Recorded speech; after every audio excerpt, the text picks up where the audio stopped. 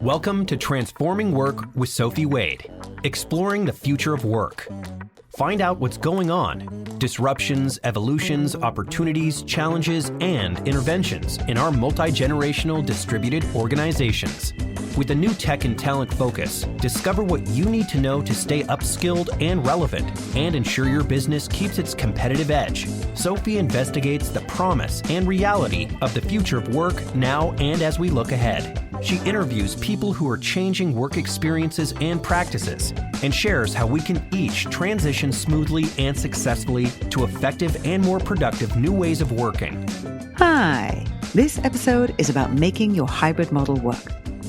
It's about understanding the critical details and data that are relevant for your company, business, and workforce to integrate remote working options fully and effectively. First, it's about reading the landscape, recognizing our realities, and not being distracted by disingenuous hype about contrarian decisions that a very small percentage of CEOs have made. Remote working options are the norm now and have been institutionalized. Working from home levels are stable and have been flat for more than a year in the US. They are only expected to increase in the future. Now it's time to understand your workforce composition needs and preferences in order to fully incorporate and support remote working arrangements for the long term. It's time to be refining your hybrid model for how each person should best work to suit, support, and strengthen your customer base, business, culture, operations, and employees' experiences and performance. Everyone needs to learn, establish, practice, and sustain new modern work habits. What more information do you need from employees, especially, to optimize your hybrid model's performance? Engage in core strategic support, which necessarily includes human resources, IT, and facilities management. To hone in on the data, I'm delighted to be speaking with Nick Bloom, professor of economics at Stanford University, who's been studying remote work for over 2 decades. Nick is the co-founder of WFHresearch.com, a platform that provides insights and best practices on working from home. His mission is to advance the understanding and adoption of remote work and to empower workers and organizations to thrive in the new world of work. Hi, Nick. How are you? Great to be here, Sophie. Thanks for having me on. I am thrilled to be chatting with you. There is a never-ending amount of data that you keep pulling together and sharing with us in raw form, which I love because I can dig deep and get nerdy about it, but also giving it some real context, which becomes very interesting. So to jump right in, I always start at the beginning, and you are obviously English like I am. You read economics, and then you stayed in England not for that long. Yes, I came to the US early 30s. I had an econ PhD in the UK. I actually worked at McKinsey a bit in the London office, at the Treasury. Too much rain? Look, the weather in California is dramatically better. I love living out here. I really like California. It was also, it's also to be honest, cheaper than, anyone in America thinks California is incredibly expensive, but compared to London, it's definitely cheaper, certainly back then. And so I've been in California. I'm 50. I've been here for basically 20 years. You went out for a speech and then you stayed? Yes, I went out for a talk and it went very well. They basically offered me a job and we were not sure. So my wife was on maternity leave in the UK at the time. She worked for an econ consulting firm called Frontier. And so we went out to the US. We tried it for a bit while she was on maternity leave. Thought it was great, but we had to go back to the UK for about a year and then went back out and more permanently moved out here.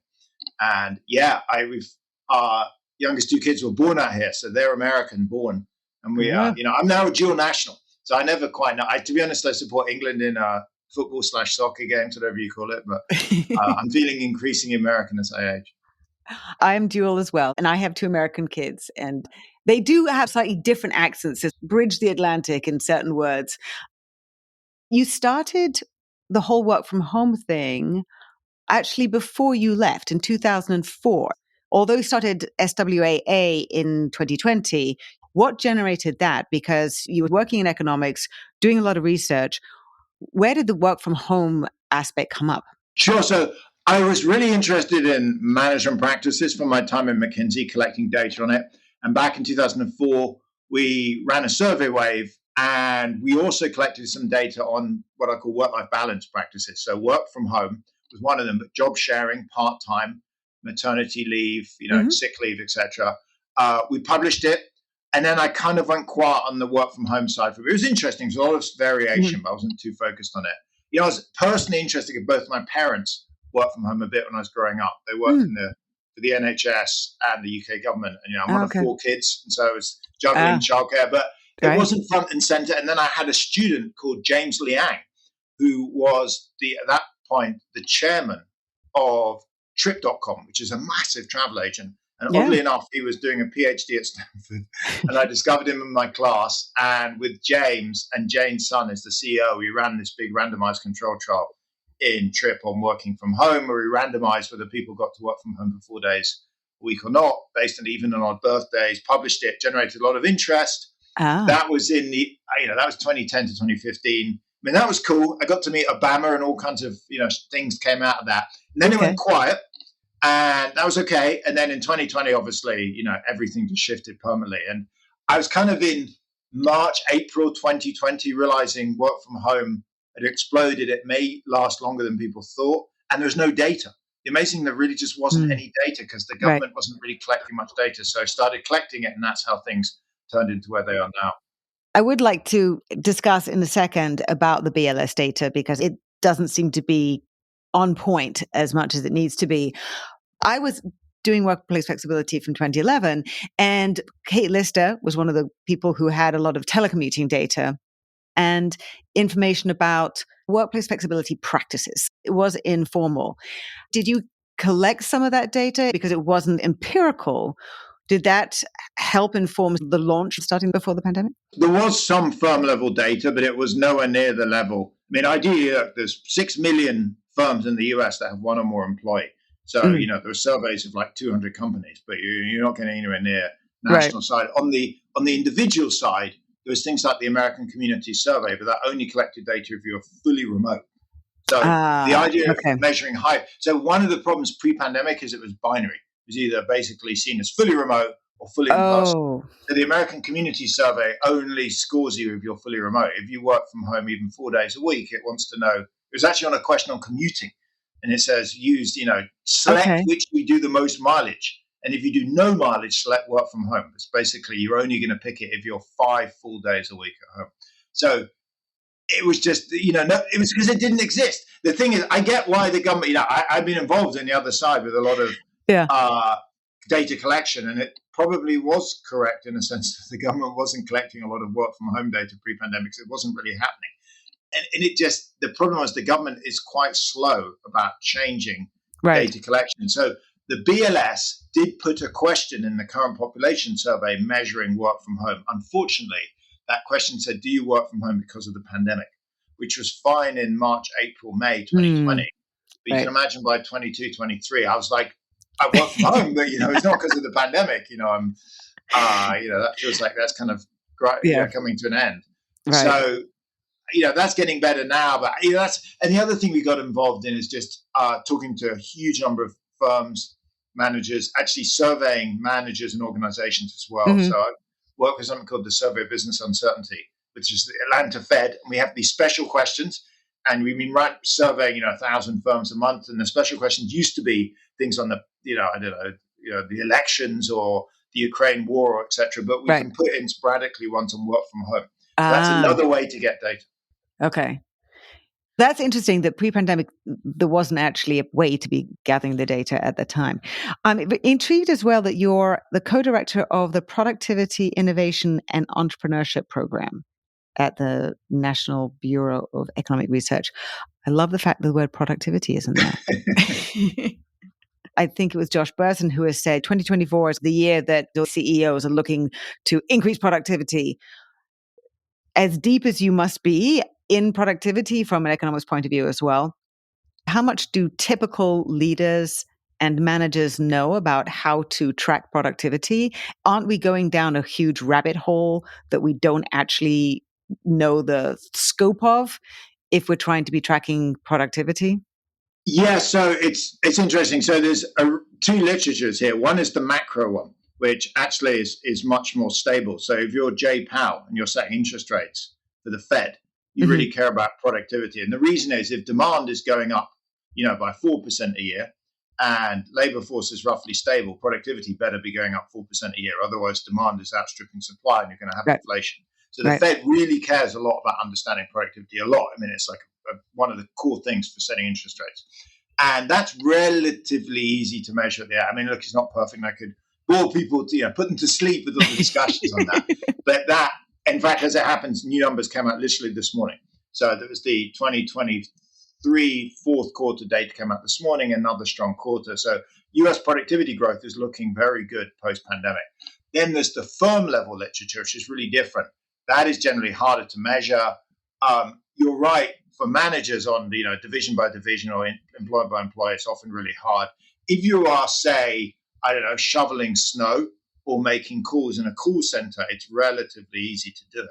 Like I've worked with call center data and you can quality adjust it. There's all kinds of things you can do. Sure. But look, if you're a marketing professional, when I was at McKinsey, a consultant, it's very hard to measure that. Going through the pandemic and looking at how people were working in so many different dimensions, as you were tracking that journey and gathering the data, what were you thinking and seeing? Because it was interesting for me anyway, after about a year and a half or 2 years of the pandemic, to realize that had the pandemic only been 1 year long, I don't think remote working would have stuck. So I'm interested to hear what you think about that. And when that light bulb went off in your head, predicting rather than the data coming in.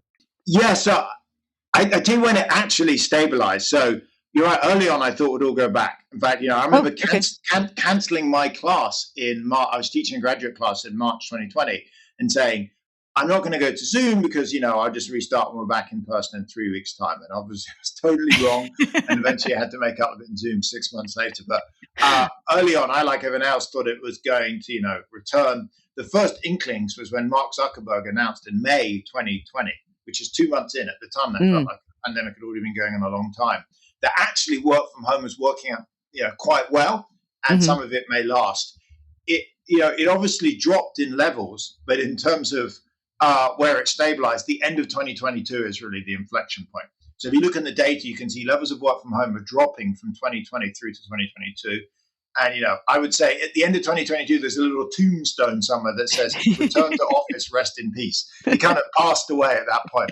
And since then, work from home levels have been totally stable. In fact, I was thinking today, it's funny, the Castle data also shows work from home levels are flat in the sense that office occupancy has been pretty flat for the last year. It has maybe a very slight tilt upwards. And I was going to point out the Castle data has a bit of an inherent bias in it, in that it struggles to deal with entry and exit. So think, if you have an office that's really empty, you close it down. Right. It disappears out of the Castle data. So all the offices that have very low occupancy disappear. Think in reverse. You have a shiny new office, you open up, you hire Castle to run your security. It then enters into their index. So their index is great, but over the long run, it has an inherent bias towards slowly trending upwards. So the fact that it isn't trending upwards suggests to me, if anything, actually, that office occupancy at best is flat, because we know it should be probably trending up by 1 or 2% a year. It's kind of like inflation as a natural bias upwards, and it's flat, which makes me think in practice, we've been stable the last year and a half at this point. And in addition to that, in terms of attitudes, where we were in 2021, because I was listening and observing and people were having the epiphanies that they could work differently.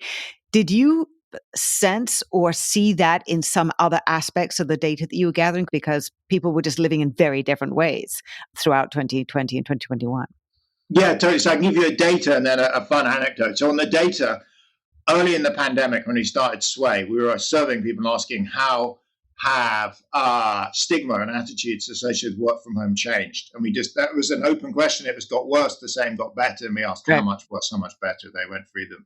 Turns out people, like 70% of people said attitudes have got better, about 50% a lot better. So the data of tens of thousands of people, we stopped asking that question. It's so obvious. It's got better.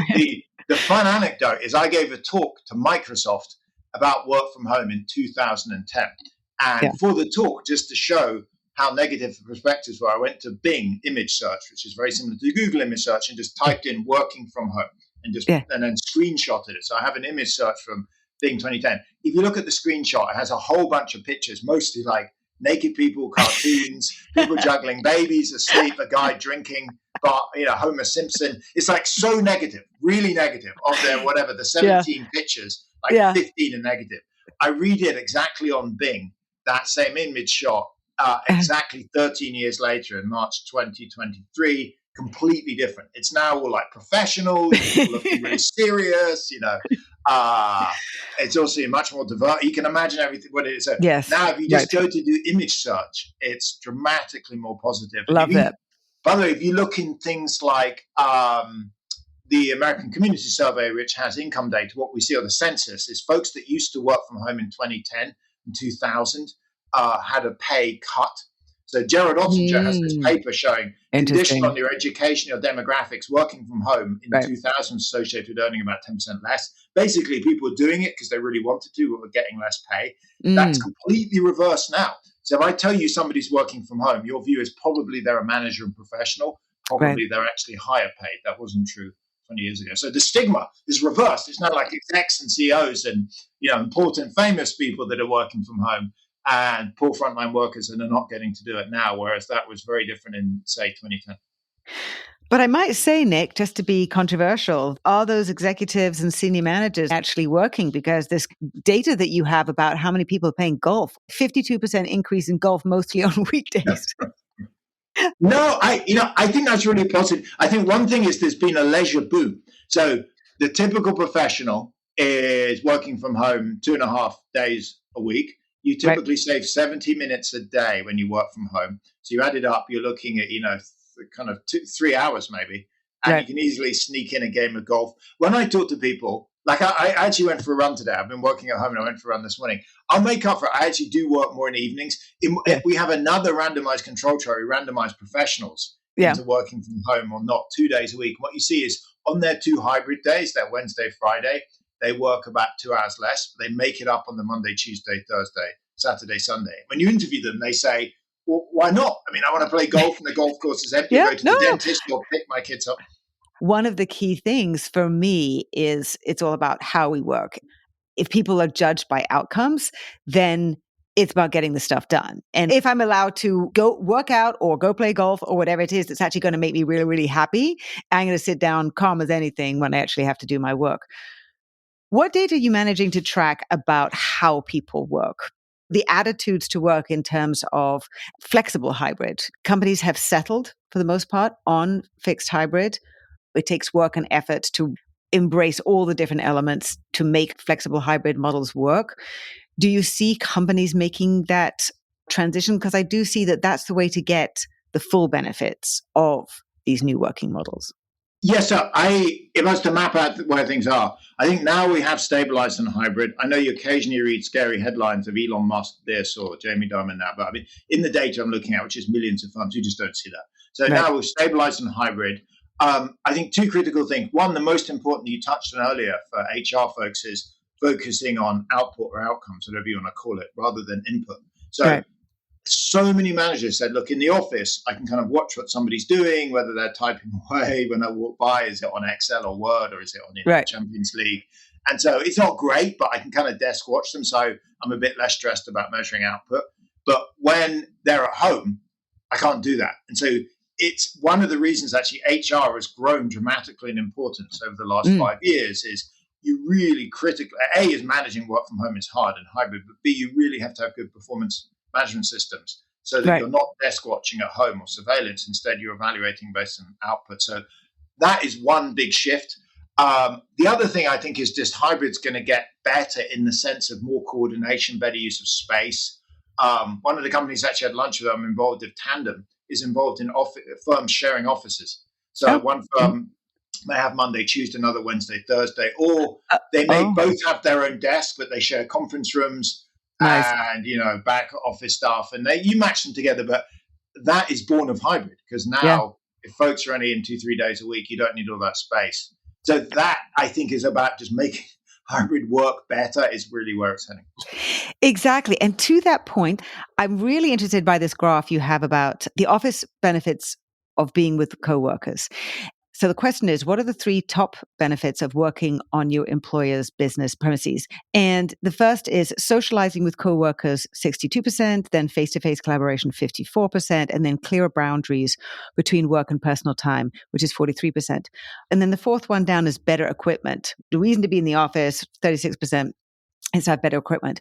These are all things that could change dramatically once we're better at this, apart from just putting better equipment in people's homes. But if we have better tools, we have better communications tools, we learn to socialize. It doesn't mean that there's no reason to be socializing or that people won't want to be socializing in the office. But some of these things do seem to be still legacy of bad tools, or maybe wanting to come back more into the office to have some of that in-person time where we just haven't learned to, for example, stress virtual mentoring or changing the apprenticeship model that banks and consulting companies have to virtual and online as well as in person. My question to you is, do you see those percentages changing as we change how we work and have better tools?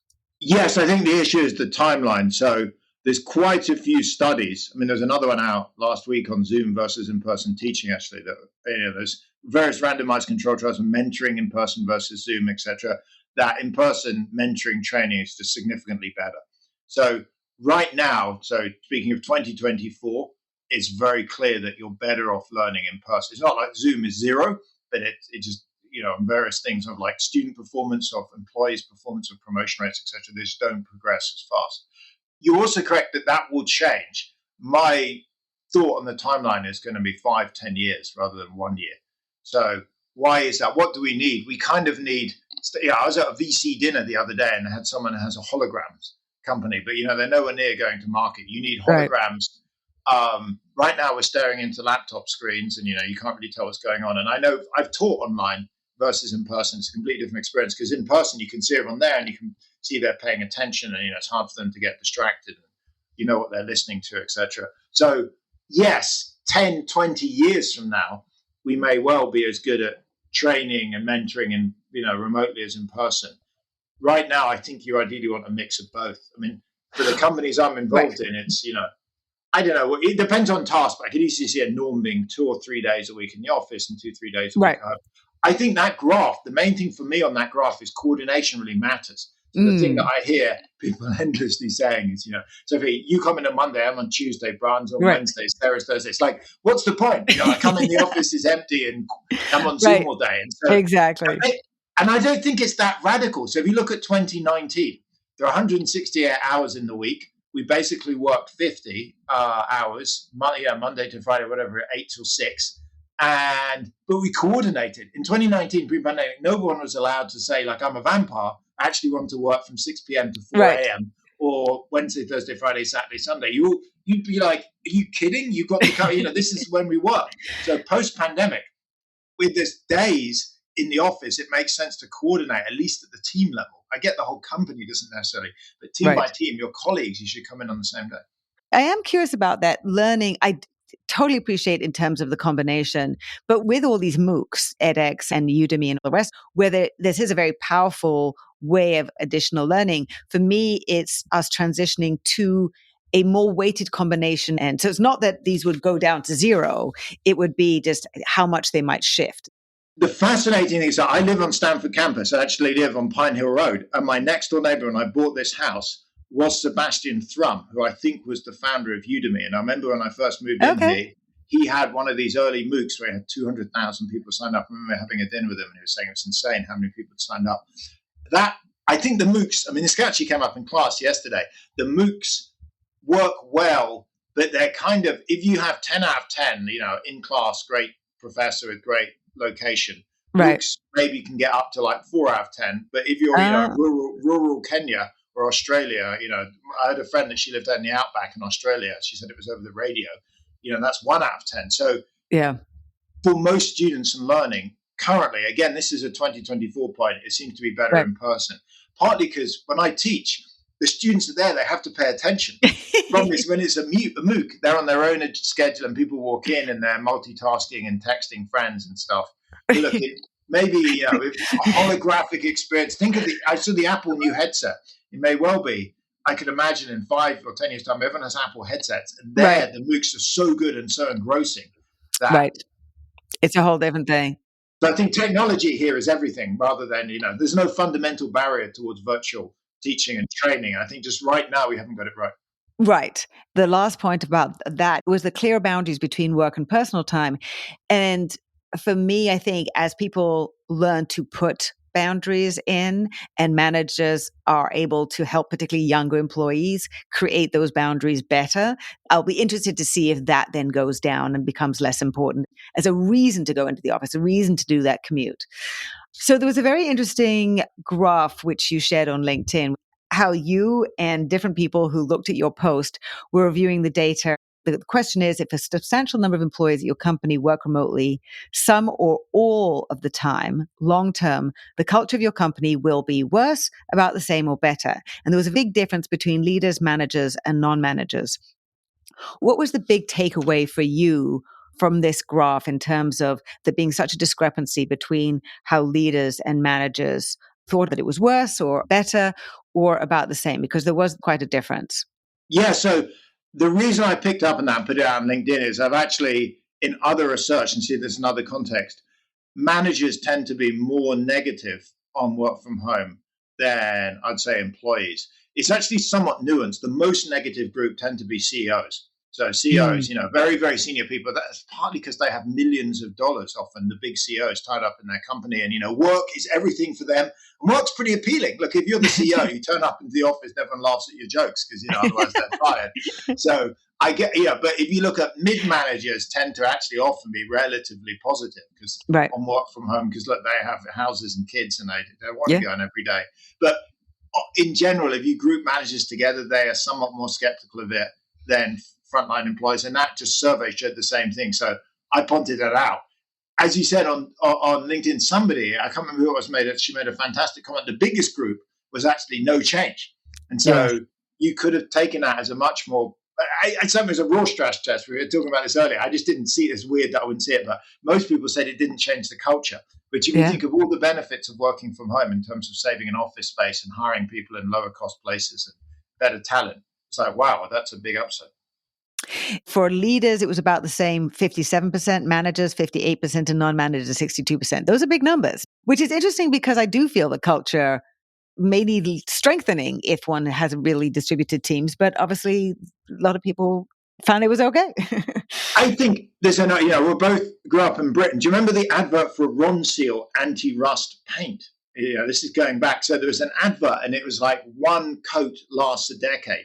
It's not quite like that, but I have a feeling with companies that if you meet up maybe once a week or once every other week, that can really go a long way towards building culture. So I think if you're fully remote, you never meet. It is hard. If on the other hand, certainly you're meeting up, once a month for a day or, once a week for 1 or 2 days, you can really get a big boost to culture building. And, there are diminishing returns, which is why hybrid is so popular. You just don't need to be in all 5 days. You probably only need to be in 3 to get almost all of the in-person benefits. And there was some interesting data from Atlassian saying they had found, I think it was, that the tail of that in-person connection lasted about 4 months, and then people needed to revitalize it again. What are some of the surprising developments that you saw that you did not expect to be happening over the course of 2023, the first year out of the pandemic?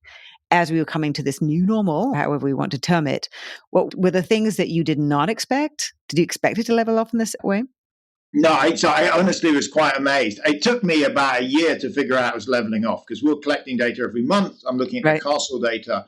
It's hard to tell if you've got 7 data points, is that 7 data points flat or not? By the time now, it's basically been level since December 2022. My most recent data is January 2023. So you're looking at whatever, 12, 13 months worth of changes. And there it's totally flat. In fact, the January 24 data is the same as the January 23 data. So I was amazed it's leveled off so fast. I was actually listening to a podcast the other day from some real estate folks saying, when we go back to the office, I was like, if you're planning on when we go back to the office, you're just going to be horribly disappointed. The other thing, Sophie, I think is really fascinating, a slightly longer run thing, but I hope it's interesting to listeners, is the rise of HR. So I've been looking at data.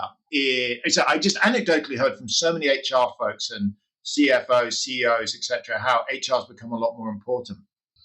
And the stories are, look, you go back 30, 40 years, a lot of it's compliance, payroll, benefits. Now it's a big deal. There's lots more, there's DEI and there's the pandemic, there's work from home, things that really affect the whole company. And so this, CPO or CHRO has become a big deal.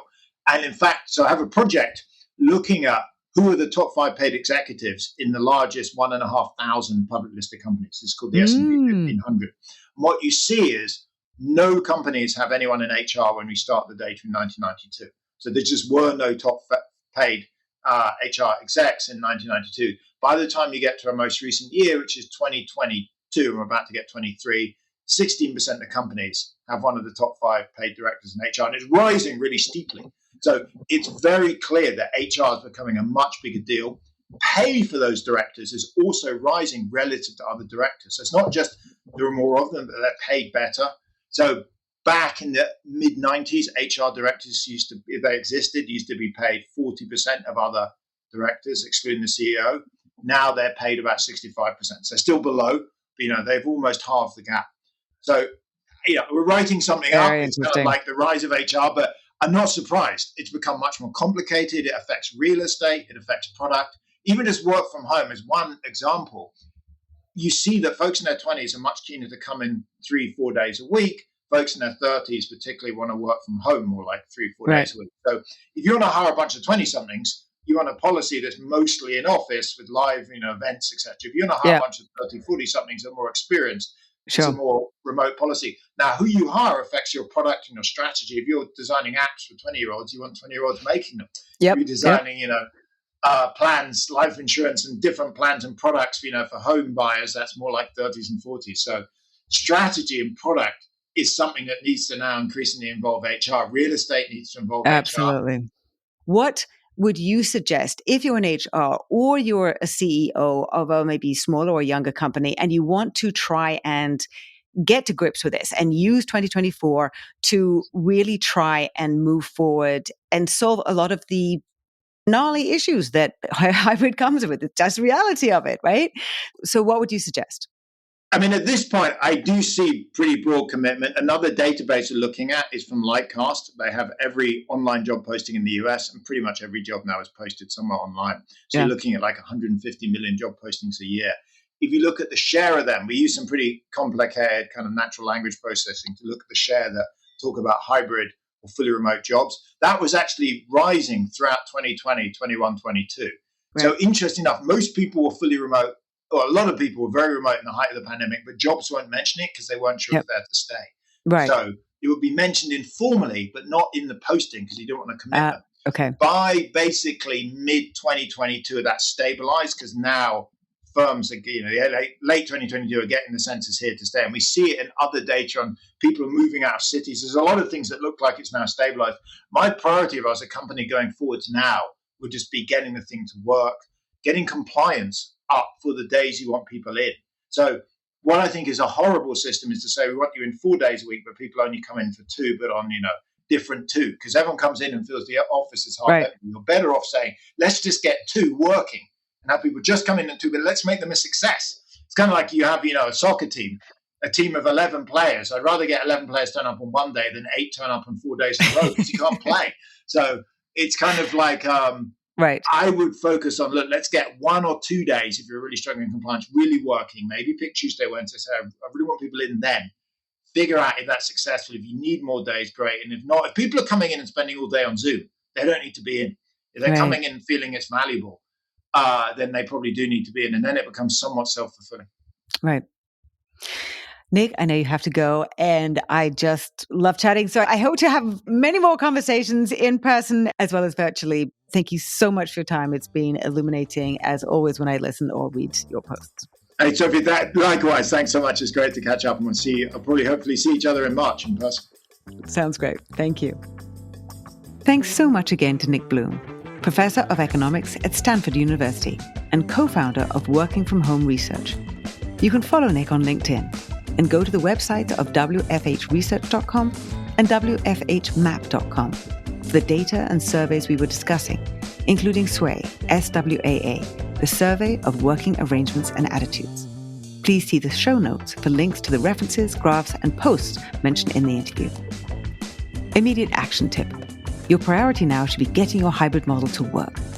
If compliance is low for 4 days a week in the office, try 1 or 2 days and make those a success so people feel it's valuable time spent in the office, not on Zoom. To find out how a human-centric approach supports full, effective adoption of a hybrid model, please check out Chapter 9 of my second book, Empathy Works, the Key to Competitive Advantage in the New Era of Work. If you enjoyed this episode, please share it with a friend and like it. You could also write a quick review wherever you listen. For regular video updates, curated useful articles, research, and information, follow me on LinkedIn and sign up for my Work in Progress newsletter there. Thanks for listening. Until next time.